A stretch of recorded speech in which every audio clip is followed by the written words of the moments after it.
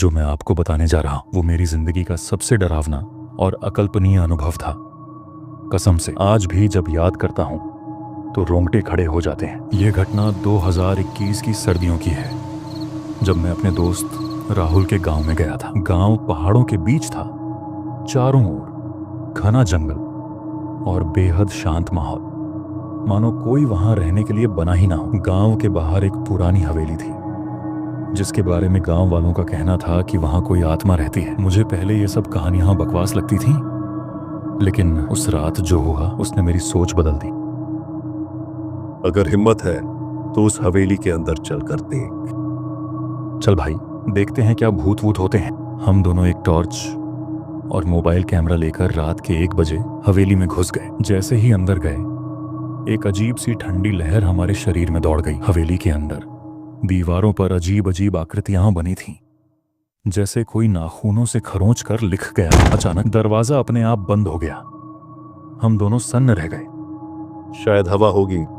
हम जैसे ही आगे बढ़े अचानक पीछे से किसी के चलने की आवाज आई। हम झट से पलटे, लेकिन कोई नहीं था। राहुल ने धीरे से कहा, भाई कुछ गड़बड़ है। मैंने उसका हाथ पकड़ा और हम तेजी से सीढ़ियों की ओर बढ़े। जैसे ही हम सीढ़ियों पर चढ़ने लगे अचानक एक भयानक चिल्लाहट गूंज उठी। ऐसा लगा मानो कोई औरत दर्द से चीख रही हो। सीढ़ियों के ऊपर एक कमरा था जिसके अंदर से धीमे धीमे किसी के रोने की आवाज आ रही थी। मत खोल भाई, निकलते हैं यहाँ से।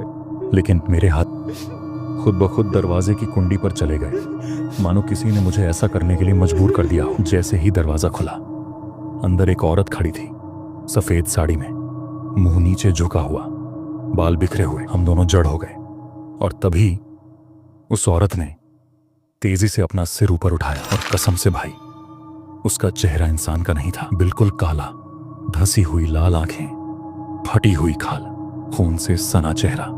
वो तेजी से हमारी ओर भागी और हम चीखते हुए पीछे हटे। हमने पूरी ताकत से दौड़ लगाई, लेकिन हवेली का दरवाजा अपने आप लॉक हो गया। अब सिर्फ एक ही रास्ता था, खिड़की से कूदना। राहुल ने बिना कुछ सोचे मुझे धक्का दिया और हम दोनों खिड़की से कूद गए। जैसे ही हम जमीन पर गिरे हवेली के अंदर से फिर वही भयानक चीख आई। हमने डरते हुए पीछे मुड़कर देखा और भाई, वो औरत खिड़की पर खड़ी हमें घूर रही। हम भागते हुए सीधे गांव पहुंचे और बुजुर्गों को पूरी बात बताई। उन्होंने गहरी सांस लेते हुए कहा, सालों पहले वहां एक औरत की बेरहमी से हत्या हुई थी और उसकी आत्मा आज भी हवेली में भटकती है।